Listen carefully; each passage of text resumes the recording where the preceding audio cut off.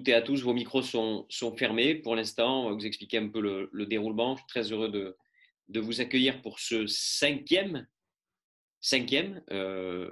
débat connecté. Cinquième débat connecté de la coalition solidaire, qui était une coalition qui regroupe une petite quinzaine de mouvements, Astrée, Insight, Cloutier en Main, Ciel Bleu, Unicité, Famille Solidaire, France Bénévolat, Réseau Ecohabitat, Voisins Solidaires, Vendredi, Chenley et Tous Repreneurs. C'est une coalition qui est à l'initiative d'AG2R La Mondiale et qui est animée par le réseau citoyen Bleu Blanc Zèbre, dont je suis le délégué général. Donc très heureux d'accueillir les nouveaux. Une heure de débat, c'est notre petit temps ruralité, avec beaucoup de modestie et une détermination de faire, parce que nous sommes convaincus que les territoires ruraux sont les territoires déjà d'aujourd'hui et forcément un peu plus de demain. Et donc on a voulu créer ce débat chaque semaine avec un sujet, un intervenant, qui a d'abord par principe est sympa. Voilà, on a eu envie de faire intervenir des gens sympas d'abord, parce que être sympa, c'est quand même pas mal. Et la gentillesse est aussi une belle noblesse de l'âme. Donc voilà, des gens sympas et gentils, et c'est pas péjoratif dans ma bouche, loin s'en faut, et qui ont un regard un peu spécialisé sur une question. On a traité la question de la place des élus, on a traité la question de la connectivité dans les territoires ruraux, on a traité la question de la solidarité, on a traité la question du travail, et là on va traiter aujourd'hui la question de la mobilité. Mobilité douce, les territoires ruraux sont bien sûr sont confrontés à de nombreuses difficultés. On le sait bien, la place des services publics, la question de l'éducation, la question de la santé, particulièrement dans la période que l'on traverse, mais enfin, les territoires ruraux ont souvent été un peu plus épargnés que d'autres. Question du numérique, et la question donc de la mobilité. Mobilité qui est un élément central. Donc bien entendu, on ne peut pas faire des gares de métro dans tous les villages de moins de 2000 habitants, même d'un peu plus, ni des tramways, ni mettre des lignes de montgolfière. Donc il faut, dans la ruralité, particulièrement faire preuve d'innovation et d'intelligence. Et donc j'ai le plaisir et l'honneur d'accueillir Vincent Desmas qui est là à tous nos débats connectés depuis le début. Je ne sais pas si tu en as renté un, Vincent, mais il me semble que je t'ai vu tout le temps, donc c'était un fidèle parmi les fidèles. Je reprécise quand même que dans notre petite table ronde là aujourd'hui, on a quand même Laure Raguenaud qui est intervenue pour Orange, on a Vincent Panier, Rural Connect, qui est intervenu également, donc certaines fidélités. On est en train de construire une grande famille de convictions et de cœur autour de ces débats connectés. Et Vincent est fondateur du réseau Hatchoum, voilà, dont il va nous parler tout à l'heure. Hatchoum, qui est un nom prédestiné, surtout dans une période de coronavirus. Je trouve que c'était bien vu. Voilà, tu as tapé juste, Vincent. Donc, Vincent va intervenir pendant 20-25 minutes. Elle va nous parler un peu d'Hatchoum et puis globalement de la question de la mobilité, comment on se mobilise sur ces questions. Ensuite, pendant son intervention, vous pouvez écrire vos questions qu'on va compulser avec Élodie. Et ensuite, je vous passerai je poserai ces questions. On y répond. Ça, c'est pour que ça aille le plus vite possible et qu'on passe un certain nombre d'interrogations. Une fois que ça sera passé, on ouvrira les micros pour ceux qui le souhaitent pour être dans une phase d'interaction jusqu'à la fin de notre petite heure de débat ensemble. Élodie, qui est directrice générale architecte d'organisation d'Insight, je te passe la parole. Bonjour à tous. Donc, c'est le 5e café confiné en format débat connecté. L'idée, comme l'a dit Thibaut, c'est de récupérer à la fois vos remarques, suggestions par le biais du chat et de préparer la phase de questions. Et bien sûr, moi, je suis aussi disponible après, entre les débats connectés. Si vous avez des idées de nouveaux sujets, des intervenants, des innovations à nous faire parvenir, n'hésitez pas. J'ai reçu pas mal de entre les deux pour préparer un petit peu la suite et les prochaines thématiques. Donc, je suis aussi à votre disposition pour ça et vous avez toutes mes coordonnées dans les messages d'invitation. Voilà. Merci beaucoup, Élodie. Vincent, sans autre forme de procès, tu as le micro. Ok. Merci beaucoup Thibaut, merci beaucoup Elodie. Bonjour à tous. Je suis donc Vincent Desmas, le fondateur d'une jeune start-up, Atchoum. Atchoum est un service de mobilité de proximité en milieu rural destiné aux collectivités locales pour essayer de répondre au manque de mobilité sur ces territoires. Je vais vous partager l'écran, mon écran avec un PowerPoint en fait, que j'ai préparé pour aujourd'hui. Je vous prépare ça.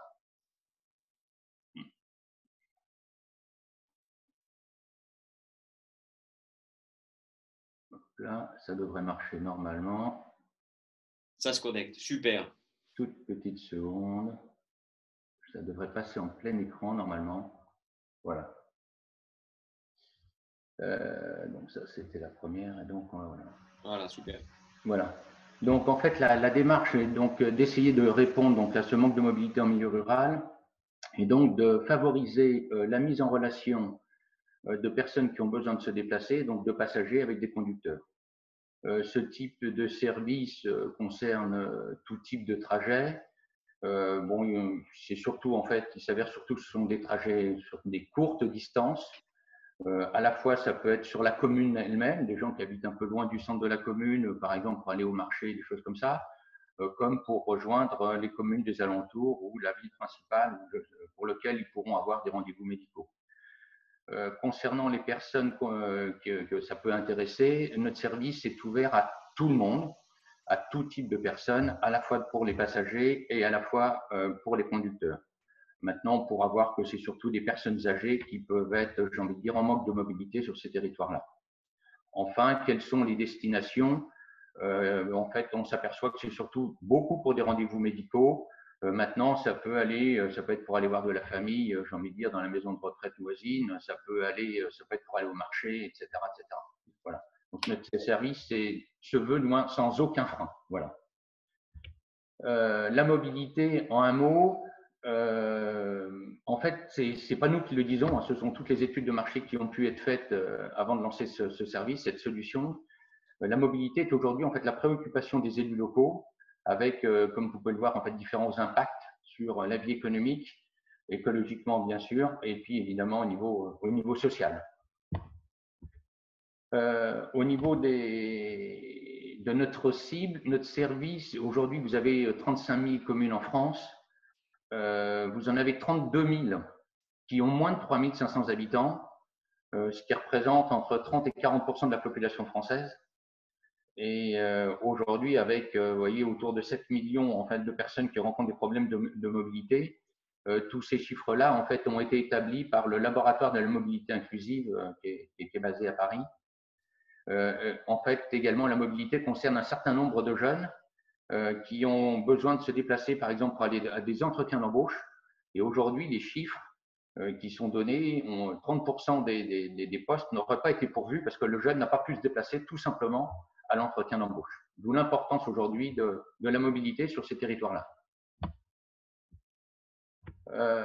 Concernant donc cette mise en relation entre passagers et conducteurs, quel type de personnes ça concerne? Concernant les passagers, comme je vous le disais tout à l'heure, c'est ouvert à tout le monde, mais c'est surtout des personnes âgées, mais également des jeunes sans emploi qui ont besoin donc de se déplacer pour un entretien d'embauche.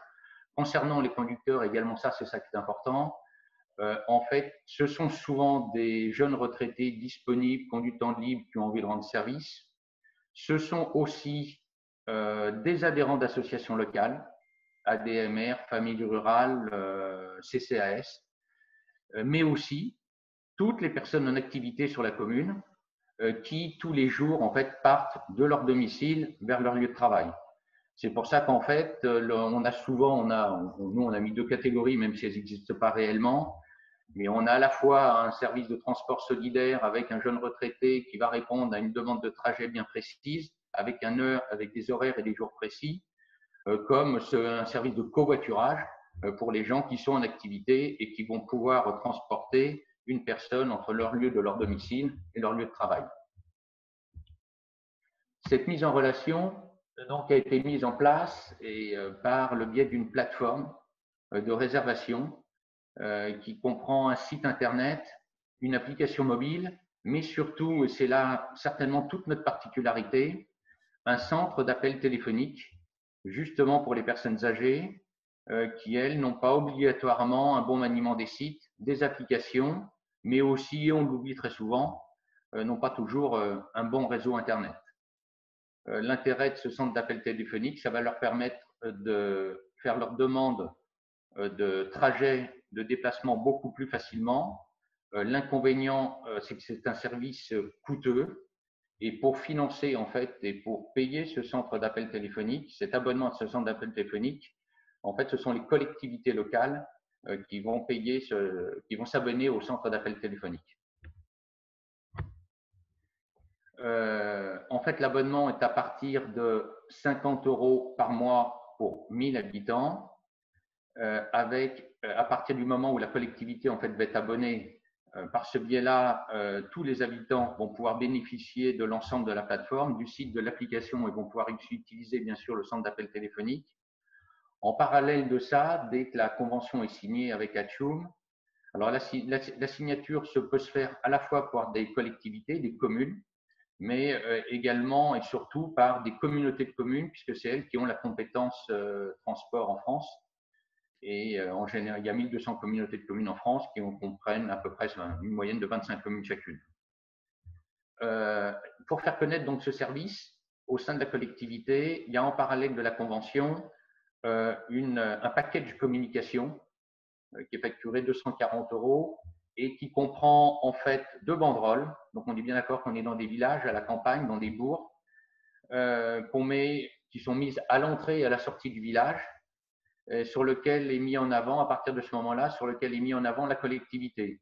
Votre mairie met en place un nouveau service de mobilité avec le numéro de téléphone qui leur est attribué. On fait distribuer des flyers chez tous les commerçants du village, du moins dans tous les endroits stratégiques, il y en a un par habitant. On fait une pleine page dans le bulletin municipal. On fait du rédactionnel dans la presse locale. Et il y a également une réunion d'information qui est organisée en fonction de l'importance de la collectivité, où tous les habitants sont invités, toutes les associations locales sont invitées pour mieux leur présenter en fait le service. Ensuite, comment ça marche? Je prends un exemple concret. Bonjour, je suis Madame X, j'ai besoin d'aller chez le dentiste tel jour, telle heure, à tel endroit.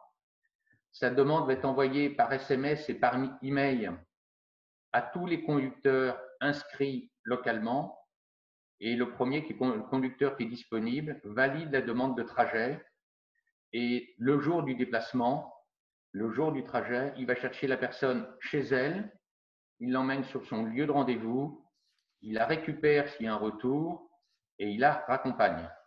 Il faut savoir que lorsque le conducteur dit oui et valide un trajet, il est informé de tout, il sait où prendre la personne, il sait où la déposer. S'il y a un temps d'attente pour le retour, en général, il en profite pour faire une course, aller voir des amis, aller voir de la famille, aller au magasin de bricolage.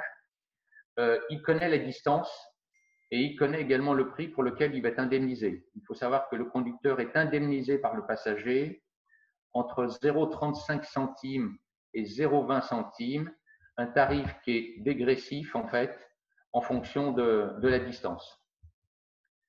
On a également mis en place par rapport à cela, en fait, on a essayé de répondre à un frein qui était le problème du paiement des personnes. Aujourd'hui, on fonctionne comme un système de Blablacar. Les personnes peuvent payer leur demande, leur trajet par carte bleue.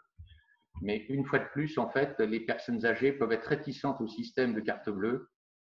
C'est pour ça qu'on a mis en place un système de chèque transport qu'on appelle des tickets mobilité, qui sont mis à disposition de la collectivité locale.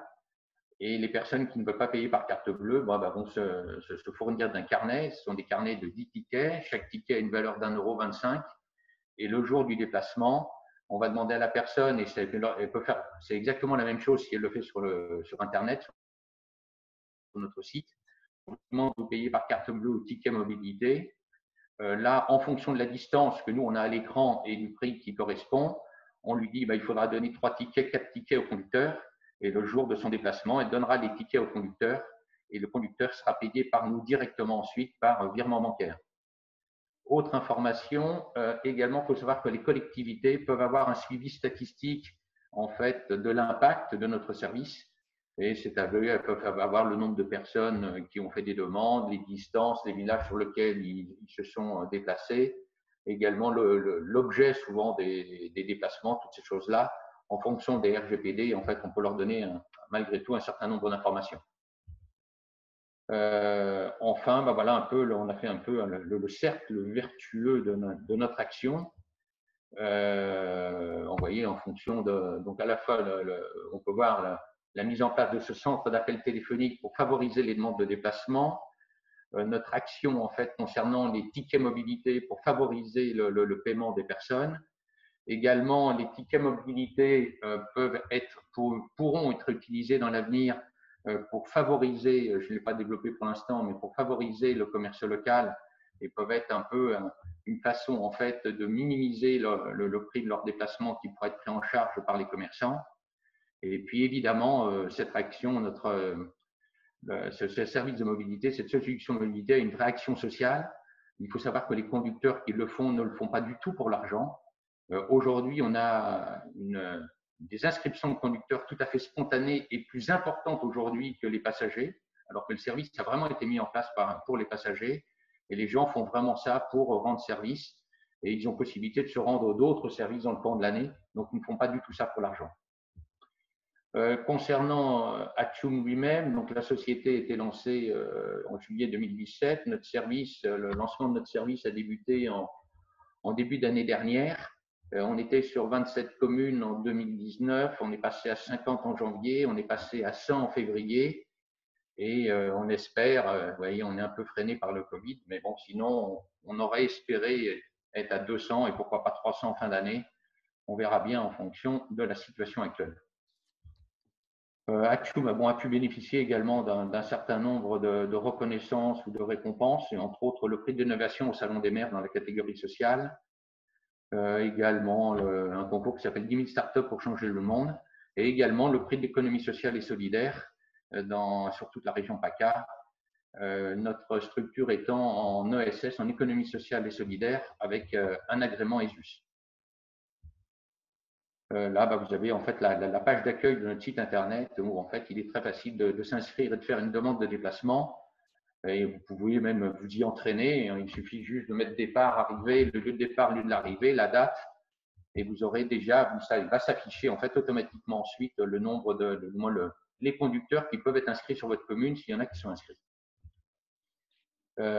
Enfin, on a profité de la situation, il faut le dire, on en a profité pour lancer ce nouveau service complémentaire qui est un service de livraison à domicile, en fait, qui est exactement le même fonctionnement pour les collectivités, rien ne change. Simplement, au lieu que les passagers se déplacent pour aller à un rendez-vous, en fait, ce sont les conducteurs qui, eux, vont se déplacer pour leur livrer un colis lorsqu'ils ont besoin de livraison de colis. Donc, en fait, la demande est faite de la même façon, mais plutôt que le conducteur aille chercher le passager, c'est en fait le conducteur ira directement chercher le colis à l'adresse qu'on lui donnera et ira le livrer directement à la personne. Voilà, j'ai fait à peu près le tour de la présentation de cette solution de mobilité qui se veut très sociale et très solidaire. Merci beaucoup. La parole à Thibaut. Merci beaucoup, Vincent. Tu peux rebasculer oui, tout à fait, l'écran. Donc, on a plusieurs questions déjà qui te sont posées. Donc, la première, dans le cas, c'est Nadia, dans le cadre d'un EPCI, communauté de communes, quel est le coût sur une communauté de communes de 50 000 habitants, par exemple, pour 35 communes? En fait, on reste toujours sur les 50 € par mois pour 1000 habitants, donc ça lui ferait 2 500 € par mois. Quel que soit le nombre de communes, c'est lié en fait au nombre d'habitants. Très bien. Vincent, avez-vous déposé le nom ticket mobilité? C'est une excellente question. Alors, fais gaffe à ce que tu vas répondre, là, Vincent. Ah non, mais je réponds spontanément et je réfléchis même pas à ce que je vais répondre. Non, je ne l'ai pas déposé, mais c'est intéressant comme question. Voilà. Je ne savais pas, mais bon, si on me pose la question, c'est que ça a déjà été fait. Ouais, Par contre, évidemment, j'avais déposé le nom Atchoum. J'y réponds en fait parce que je n'ai pas dit pourquoi Atchoum. Atchoum, tout simplement Atchoum, parce que Atchoum réalise vos souhaits. C'est déjà pour vous expliquer le nom. C'est bien, j'aime bien ça. Et autre chose également, par contre, on a déposé le nom covoiturage, parce qu'on estime qu'on fait du covoiturage, mais sur des courtes distances. Par contre, on a déposé le nom covoiturage, mais pas ticket mobilité. Alors, on avait deux questions, mais là, tu y as répondu, Virginie et Nadia. Vous fonctionnez dans toute la France et sur quel territoire aujourd'hui êtes-vous actif? Bon, à ma grande tristesse, je vois que tu n'es pas sur le Gers encore, mais ça ne saurait tarder. Impatient d'y être. Bien sûr.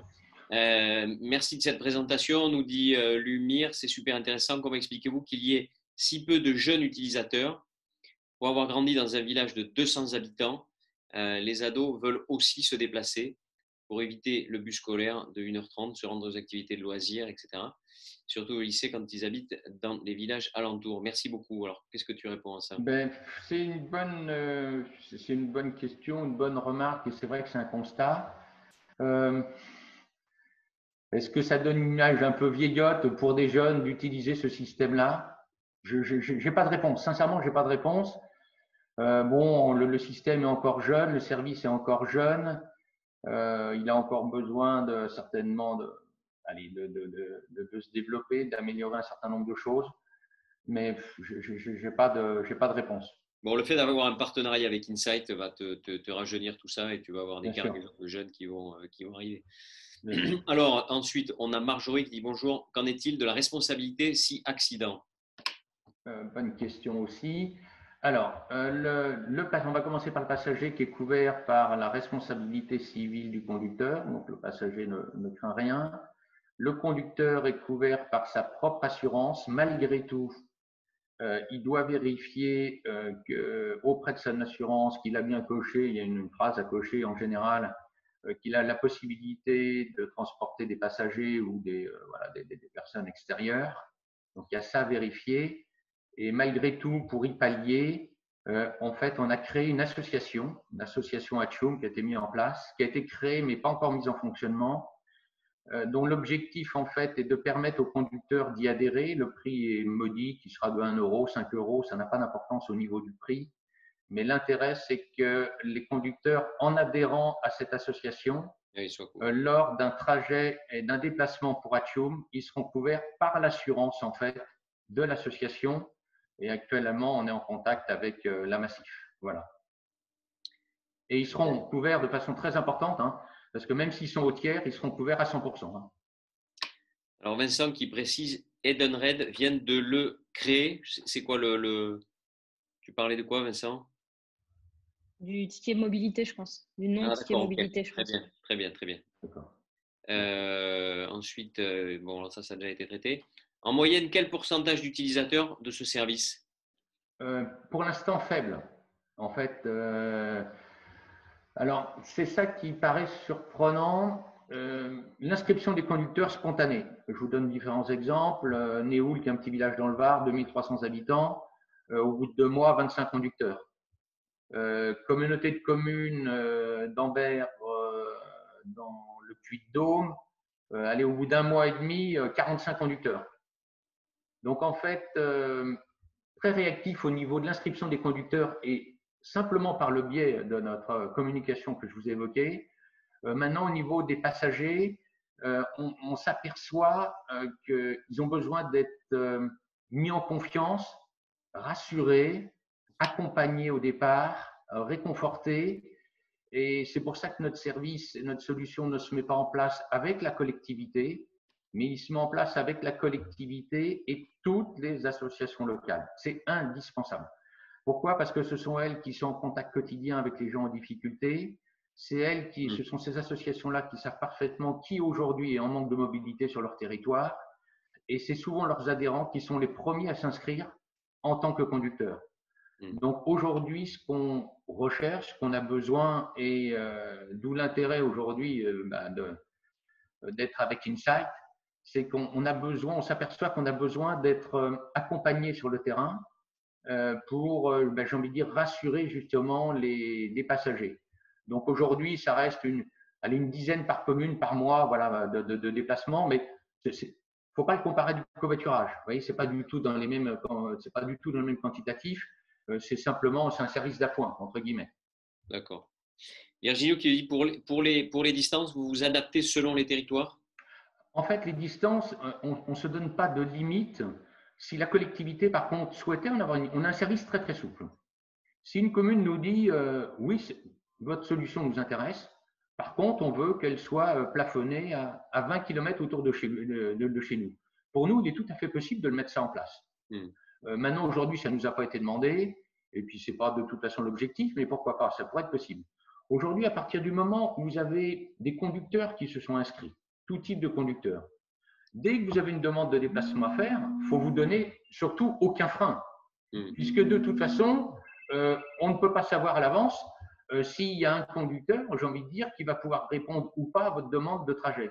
Donc aujourd'hui, ne nous donnons pas de frein, passons et faisons passer toutes nos demandes de déplacement, même si le trajet peut être long, rien ne dit que vous n'aurez pas de conducteur. Donc il n'y a pas de limite. Ensuite, on dit pour les jeunes en insertion, il y a peut-être quelque chose à faire avec les missions locales rurales.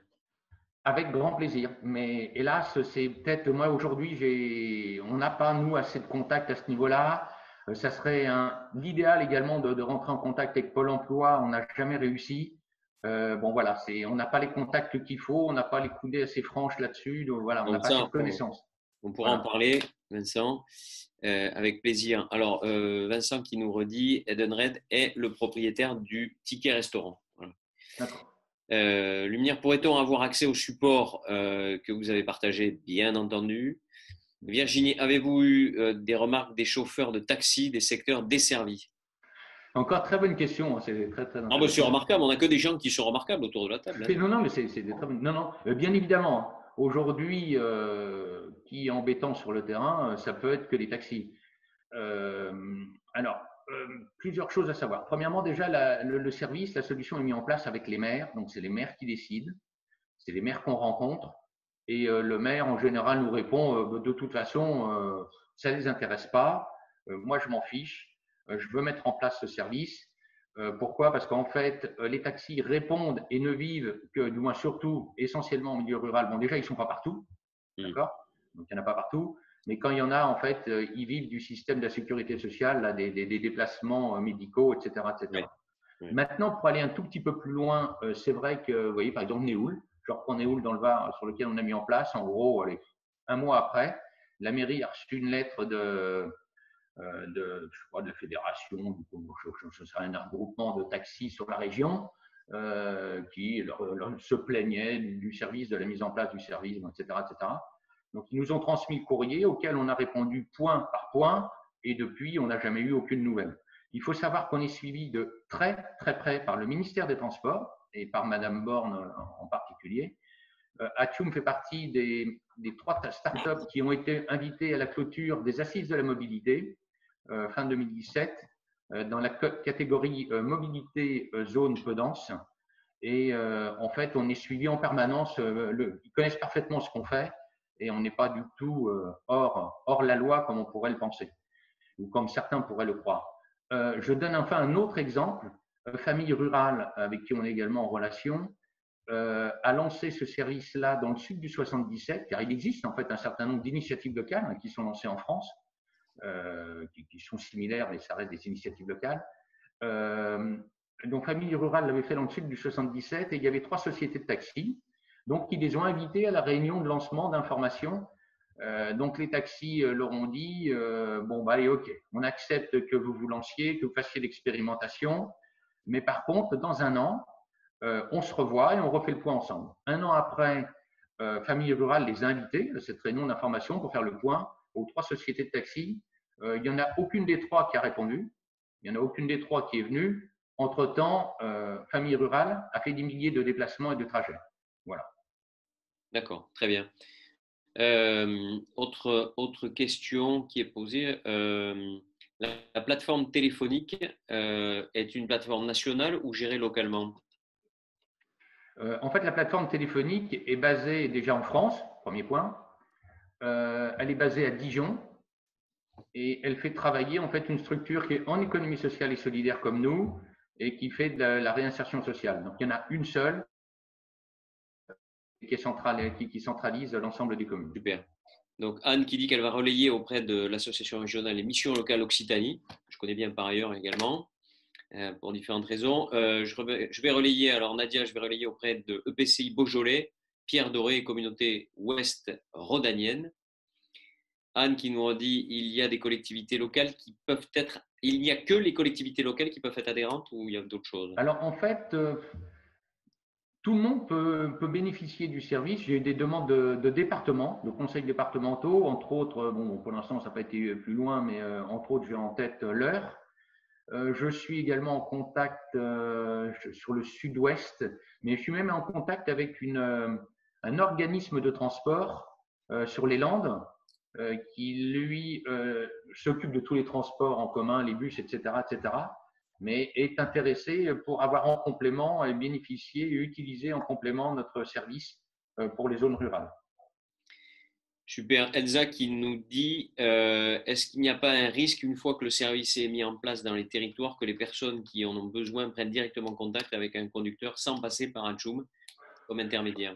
Bon, je ne vais pas faire toujours la même phrase, mais c'est encore une très bonne remarque. Ah oui. Non, mais c'est vrai. Je le dis, je le pense. En fait, j'ai envie de dire pourquoi pas, tant mieux, on s'en fiche, et on sera même très content. On n'est pas comme les sociétés de covoiturage, en fait, qui vivent en fait d'une commission entre le passager et le conducteur. Nous, notre business model, c'est l'abonnement à la collectivité. Et l'exemple que vous donnez est un exemple qui, en plus, se réalise, qui est exact, un jeu et qui ne nous pénalise pas nous, si vous voulez. Quel est l'objectif initial? C'est qu'en fait, des gens qui sont en manque de mobilité sur un territoire trouvent une solution pour se déplacer, qui passent par Atchoum, qui ne passent pas par Atchoum, mais qu'en fait, ils ont réussi à trouver ce système parce que suite à l'initiative d'Atchoum, on sera très très content, réellement. Et là, ça ne rentrera pas dans les statistiques qu'on va transmettre à la collectivité, mais bon, malgré tout, on aura répondu et on aura apporté une solution. Mais je vais vous donner un exemple concret. C'était sur le Lot.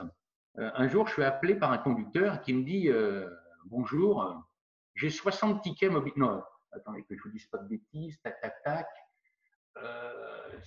Je ne sais plus si c'était 40 ou 60 tickets mobilité entre mes mains. Qu'est-ce que j'en fais? Je me dis maintenant, comment il peut avoir des tickets mobilité? Donc, ça veut dire qu'il a fait des trajets et sans qu'on soit informé. Je me dis, c'est tout à fait possible. On est une jeune start-up, il peut y avoir des bugs et bon, voilà, il y en a obligatoirement, etc., etc.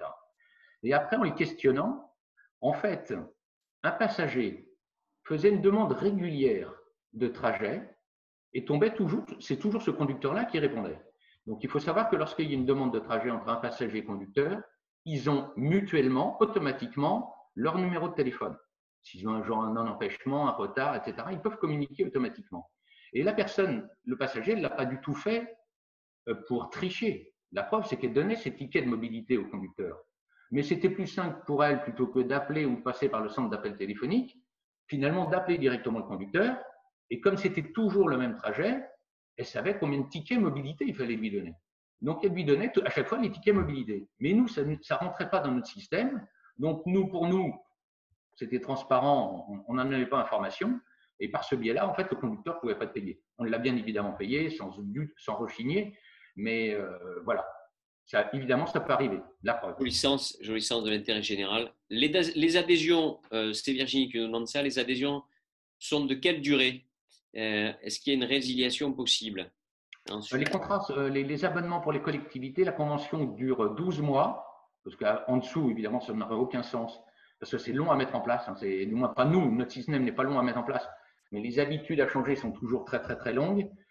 Après, c'est renouvelé par des périodes de 3 ans, en sachant qu'elles sont résiliables tous les ans. Donc, voilà. Alors, il y a d'autres questions qui arrivent. Comme le temps file, je vais vous proposer directement d'ouvrir les micros. Donc, il y a Lumire qui a une question un peu longue à poser. Lumire, Alain et ensuite Marjorie. Bonjour. Bonjour. Oui, moi, c'est Lumire. Je sais que Lumire, pardon. Non, c'est pas grave, vous n'êtes pas le premier à faire l'erreur. Je voulais juste… Merci déjà beaucoup, c'est vraiment très intéressant. Et je suis désolée, je pose une question un peu précise. Si jamais vous voulez qu'on en discute par ailleurs, parce que vous ne voulez pas monopoliser la parole avec ça, il n'y a pas de souci. Mais je voulais revenir sur le partenariat que vous aviez noué avec la société de transport, juste parce que je trouve ça super intéressant quand l'ESS et le commerce local et traditionnel arrivent à nouer des ponts et que c'est pas comme quelque chose de menaçant. Est-ce que vous pouvez en dire un peu plus sur les raisons qui ont poussé cette société? Je ne sais pas si c'est elle qui vous a contacté, si vous avez mis un contrat en place, si c'est quelque chose d'informel, et comment la mise en relation entre vos utilisateurs ou leurs utilisateurs se fait mutuellement? Alors, là, vous parlez de l'organisme de transport qui est basé sur les Landes. D'accord. Tout à fait. Alors, le système n'a pas été mis en place encore. D'accord. Voilà. Il était très avancé avant le Covid. Ils reprendront peut-être contact avec nous après, mais eux sont très, très intéressés sur la mise en place. Mais lui, le système n'a pas encore été mis en place.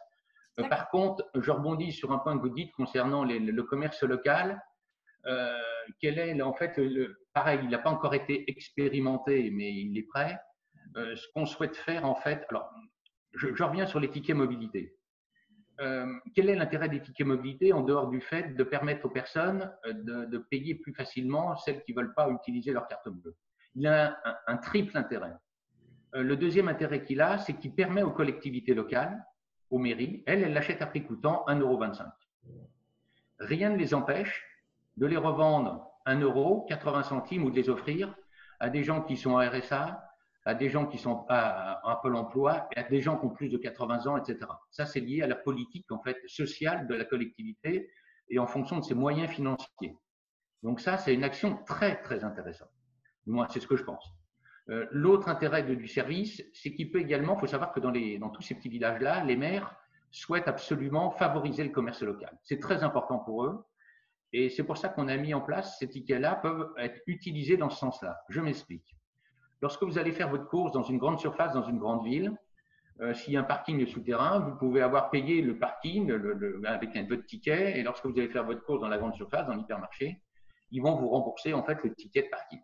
Et bien, nous, on fait la même chose dans les villages, dans les communes, avec les petits centres commerciaux, c'est-à-dire avec la supérette locale. Rien n'empêche la supérette locale, j'ai envie de dire, à partir de 30 € d'achat, eh ben, j'ai envie de déduire un ticket, 2 tickets, 3 tickets du montant des achats. L'intérêt, c'est que ça va permettre au commerce local d'attirer les habitants vers lui. Deuxième chose, ça va permettre aux passagers finalement de l'indemniser de son trajet. Et la troisième chose, c'est que ça permet de mettre en fait les commerçants dans la boucle. Et ça, c'est très intéressant pour nous.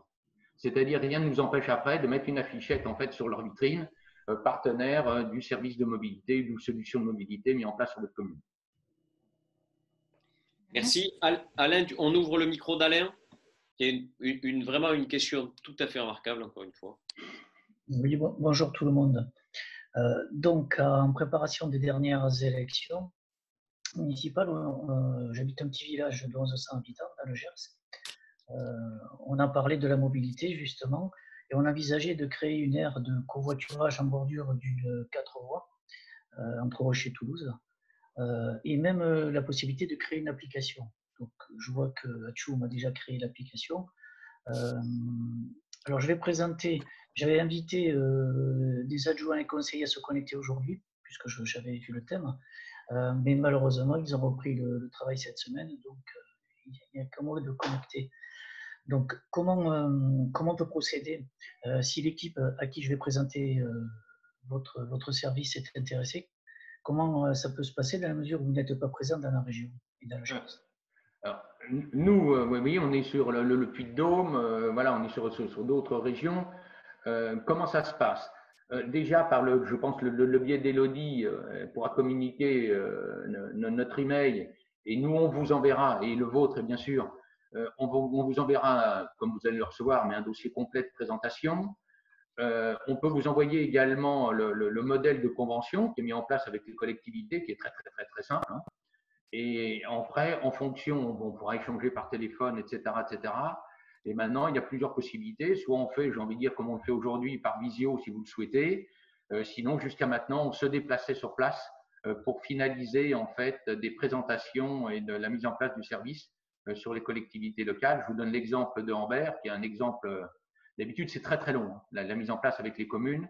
Mais Ambert, pour tout vous dire, c'est un premier rendez-vous qu'on a fait auprès d'une commission d'une douzaine de personnes vers le 20 novembre. Le 12 décembre,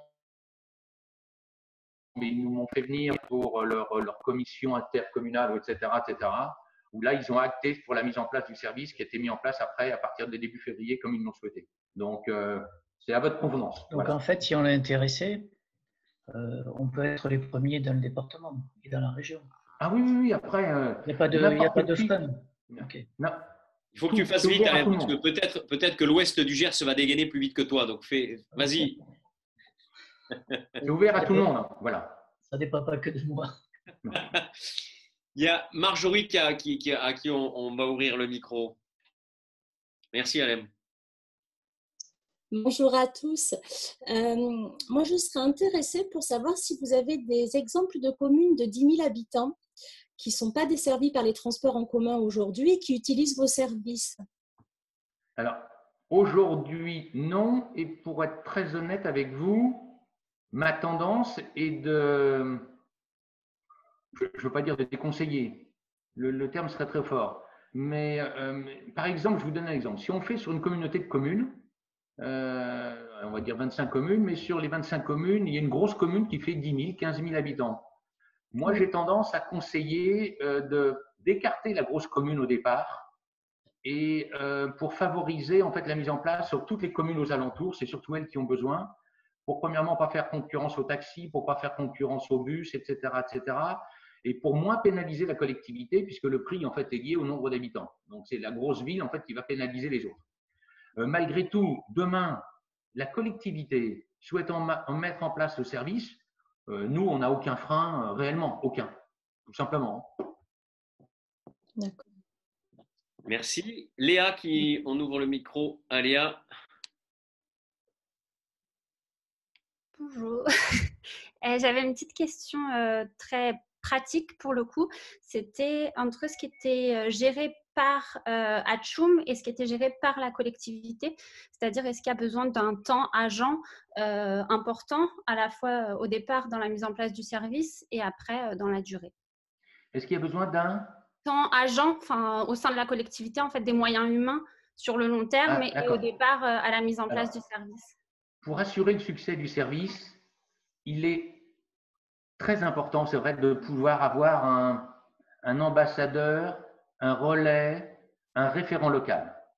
Si on peut avoir quelqu'un sur place, et c'est presque indispensable, qui va être un peu notre relais, parce que nous, on ne peut pas y être en permanence, ça peut être le rôle d'une association locale, d'un responsable de CCAS, etc. Évidemment, on assure beaucoup plus facilement la garantie de la mise en place et du lancement du service. Oui, tout à fait. Il ne faut surtout pas une collectivité qui s'y désintéresse. J'ai des exemples, et un exemple concret d'une collectivité, on est repassé les voir 15 jours après, les flyers, ils n'y avaient pas touché, ils ne savaient même pas où ils étaient. J'ai jamais pu organiser, alors qu'on on est là pour ça, on n'a jamais pu organiser une réunion d'information au niveau des habitants. Donc en fait, pour tout vous dire, tout ça fait partie de tous ces petits points-là, on les impose plus ou moins, si vous voulez, dans la convention, parce que nous, on estime que c'est lié aux résultats et les résultats sont liés à toutes ces petites choses-là qui vont faire que en fait, le service fonctionne. Merci. Isabelle, à qui on ouvre le micro. Je m'absente 2 secondes, je vais chercher un fil électrique pour rebrancher l'ordinateur. Ah oui, c'est ça. Ça, c'est les effets du direct. C'est tout à fait remarquable. Donc, tu peux ouvrir déjà le micro à Isabelle, que je remercie d'être fidèle à ce rendez-vous d'Insight pour la coalition et qui, sur cette belle région Est, invente et fait plein de choses extrêmement intéressantes. En tout cas, oui, on est très mobilisés en ce moment, ça je peux vous le dire. Et en fait, j'ai presque plus de place là dans mon carnet à idées depuis que je suis les cafés confinés, parce qu'à chaque café confiné, je me dis, oh là là, mais ça, il faut absolument qu'on développe ça chez nous. Donc, on a bientôt rendez-vous avec Vincent. Enfin, voilà, je pense c'est vraiment génial parce que à chaque fois, je me dis, mais c'est incroyable parce que c'est des solutions finalement peu coûteuses pour la collectivité, mais toujours à chaque fois pleines de bon sens en fait. Et ça, vraiment, ça me touche parce que je pense que, là, on a des réunions, je peux vous dire qu'on va avoir des coupes budgétaires drastiques. On va jamais connaître ça. Je ne sais pas comment on va gérer ça. mais ça va être pratiquement toutes les régions. Sinon, on va aller à la faillite. Parce que, alors, ce n'est pas qu'on dépense trop, c'est qu'on va avoir beaucoup moins de recettes que les autres années. Et qu'en plus, on a mis en place des dispositifs très, très budgétivores, mais c'est normal hein, pour gérer la crise économique et sociale qui se met en place. Donc, enfin, toutes ces idées-là, je me dis, c'est que du bon sens, c'est peu coûteux. C'est en fait, on a vu là, on a parlé l'autre fois de la solidarité. C'est beaucoup de la question de solidarité quand même, hein, qui j'espère, va perdurer au-delà de cette sale période que nous vivons tous. Alors, j'ai vu sur la carte, Vincent, qu'il y avait deux départements coloriés en Grand Est, que sont Meurthe-et-Moselle et Haut-Rhin. Et moi, je n'avais vraiment jamais entendu parler du dispositif. Oui, par contre, ce sont que des petites communes sur place. Ah, voilà, je voulais savoir quelles étaient-elles, si c'est possible. Enfin, si vous voulez, on reprendra un rendez-vous. Mais je voulais savoir quelle échelle, parce que je n'en ai jamais entendu parler. Oui, je vous les donnerai avec plaisir. Oui. Bon, très bien. En tout cas, je me fais fort tout comme Rural Connect, c'est pas juste pour moi hein, le carnet idée, hein, je peux vous dire.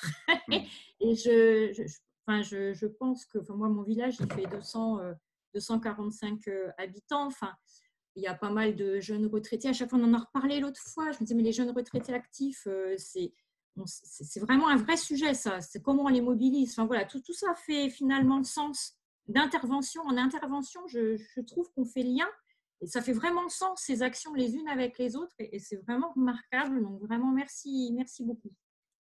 Merci. Alors, je reprends la parole 2 secondes, Thibaut. Vas-y. Juste, je veux rebondir sur ce que vous avez dit et surtout également ce qu'a dit tout à l'heure Lumire.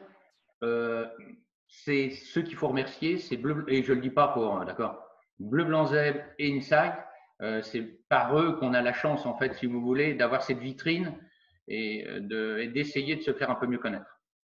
C'est très gentil, Vincent, de le préciser. Je me permets, Laure, de faire part de ton intervention, un petit message qu'elle m'a envoyé en privé en me disant, mais ça serait peut-être bien qu'on fasse un café confiné pour parler d'Insight directement. Donc, et c'est vrai que c'est souvent les cordonniers les plus mal chaussés, mais c'est vrai. On fera, c'est bien entendu, alors on fera un café confiné sur peut-être. Excellente idée. Celui dans 15 jours, je ne sais plus si on avait quelqu'un qui était positionné dans 15 jours, je ne crois pas, mais on pourra peut-être faire ça nous permettra de faire un point d'étape également sur ces cafés et d'en faire une grande fête, réinviter un peu tous ceux qui étaient là pour voir comment est-ce qu'on peut faire perdurer ce rendez-vous, peut-être moins régulier, peut-être pas une fois par semaine, mais peut-être une fois tous les 15 jours, une fois par mois, on verra. Et peut-être sur un autre horaire aussi qui serait peut-être plus souple et plus, où les gens seraient peut-être plus disponibles. Mais en tous les cas, c'est une excellente idée. Est-ce qu'il y a encore, merci Laure pour cette remarque tout à fait bienveillante et extrêmement sympathique. Est-ce qu'il y a d'autres personnes qui souhaitent poser des questions à Vincent? Là, j'ai personne dans le pipe. Là. Ah, Paul Jo. Paul Jo nous rejoint.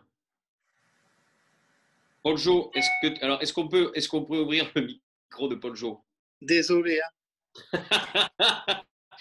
On commençait à être inquiet parce que ça faisait 2 semaines que nous n'avions pas de nouvelles de la Corse. Et là, on s'est dit, est-ce que la Corse a vraiment pris son indépendance cette fois? Et est-elle partie ou pas?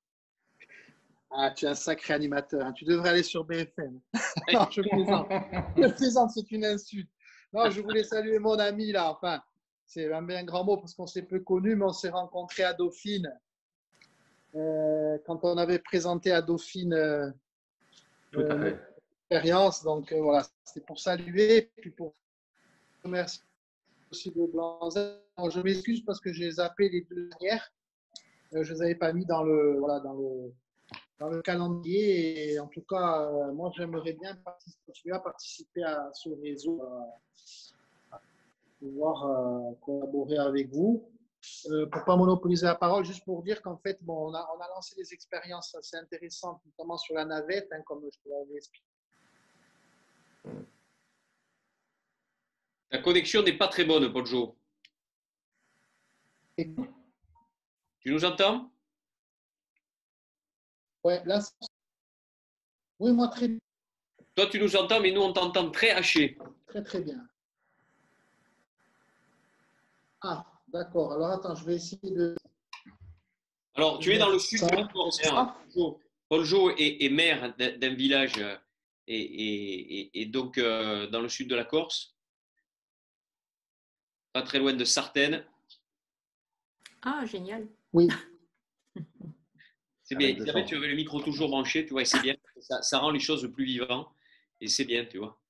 J'adore la Corse et j'adore Sartène. Ça va, tu vois. Paul Jo, tu nous entends? Ah, je crois que… Là, je t'entends bien. Bon, super. Allez, ça y est, on t'entend. Tu m'entends pas? Ouais. Donc, simplement, on a mis en place une navette solidaire avec un chantier d'insertion. C'est le même chantier avec lequel j'ai mis en place le jardin solidaire qui permet d'avoir à la population des légumes sains avec un prix modéré. Et là, cette navette, elle devait, entre les 3 petits villages qui sont distants, le premier de 2 km et l'autre de 8, qui est le bourg de Pétré, de proposer une mobilité aux citoyens. Et avec la crise du Covid, on l'a transformé, puisqu'on ne pouvait plus transporter de passagers, donc on l'a transformé en livraison à domicile. Et du coup, les gens qui critiquaient, qui disaient ouais, encore un truc qui sert à rien et compagnie, en fait, aujourd'hui, c'est les plus grands défenseurs. Ça a permis de faire prendre conscience de tout ça. Voilà.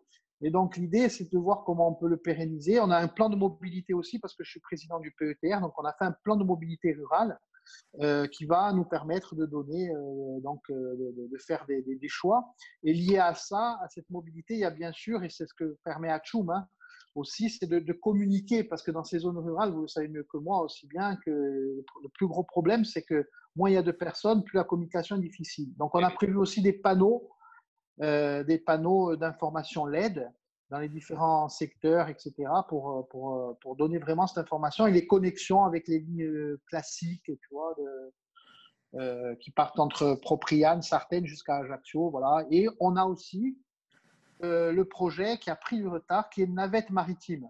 Parce qu'entre Sartène et Ajaccio, on a 2 cols à passer. Alors, tu vas me dire, encore s'il ne neige pas tous les jours, mais il y a quand même ce coût, bien sûr, de passer le temps. Donc, et là, on est en train de calculer comment arriver entre Sartène et Ajaccio en moins d'1 heure, qui ferait qu'on serait beaucoup plus compétitif que la voiture. Coût carbone, beaucoup, bon, ça c'est à discuter, mais en fait, voilà, et faire aussi un peu de cabotage et d'utiliser cette ligne maritime qui permettrait aussi une mobilité plus intéressante, plus importante pour notre territoire. Voilà un peu notre plan, le plan qu'on est en train de mettre en place. Merci beaucoup, Paul Jo, pour ton intervention. Merci à vous, en tout cas. Ce petit coucou amical nous fait du bien. Vincent, peut-être une remarque par rapport à ça? Non. C'est vrai qu'on s'était rencontrés avec très grand plaisir sur Paris il y a quelques mois. Paul Jo fait partie de ces maires ruraux extrêmement dynamiques, bien connus sur son île, mais au-delà, y compris dans le pays ami qui est la France et où il est aussi très connu. Écoutez, merci en tous les cas à vous toutes et vous tous. On va continuer donc la semaine prochaine. Je repasserai la parole juste après à Vincent pour lui poser la question rituelique. Mais la semaine prochaine, nous recevrons Salomé Berliou qui s'occupe de Chemin d'avenir et nous travaillerons donc sur la question éducative, qui est une question aussi importante dans les territoires ruraux. Donc n'hésitez pas à en parler autour de vous. Je pense que ça sera aussi une belle intervention. Nous apprendrons plein de choses. C'est un beau petit réseau qui commence à se construire et qui permet à des jeunes qui n'ont pas la possibilité, l'idée souvent de se projeter dans des études supérieures, de pouvoir franchir le pas. Voilà, donc c'est pour nos territoires. Quand j'étais lycéen, enfin jeune étudiant dans le Gers, j'avais créé une association un peu comme ça dans mon ancien lycée. On faisait des permanences tous les samedis matins parce que à la fois à 2 heures de Bordeaux et 2 heures de Toulouse à l'époque, c'était pas forcément simple de se dire je peux aussi aller faire des études supérieures là-bas parce que c'est loin, on ne connaît pas la ville. Bon, bref. Donc, voilà, une belle intervention de Salomé. En plus, elle est extrêmement sympathique, elle aussi. Vincent, la question de fin de tout ça, de cette crise du Covid-19, en tous les cas de cette période de confinement, qu'est-ce que tu en retiens sur le plan professionnel?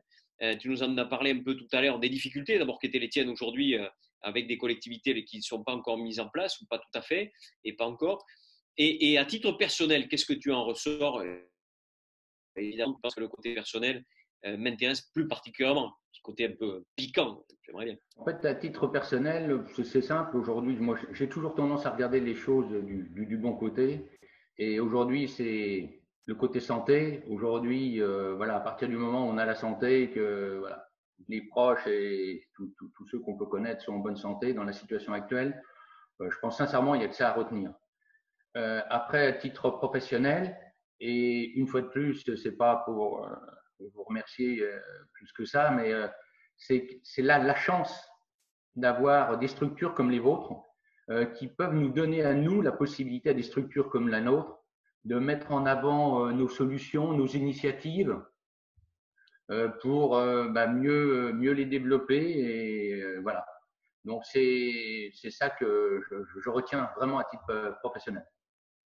Merci beaucoup Vincent. On peut applaudir Vincent, alors comme on le fait d'habitude, toujours, voilà, tu vois la salutation de tous nos amis. Merci Laure d'avoir mis ce beau paysage du Gers en fond d'écran. Merci Paul Jo pour cette belle vue corse qui nous fait chaud au cœur également.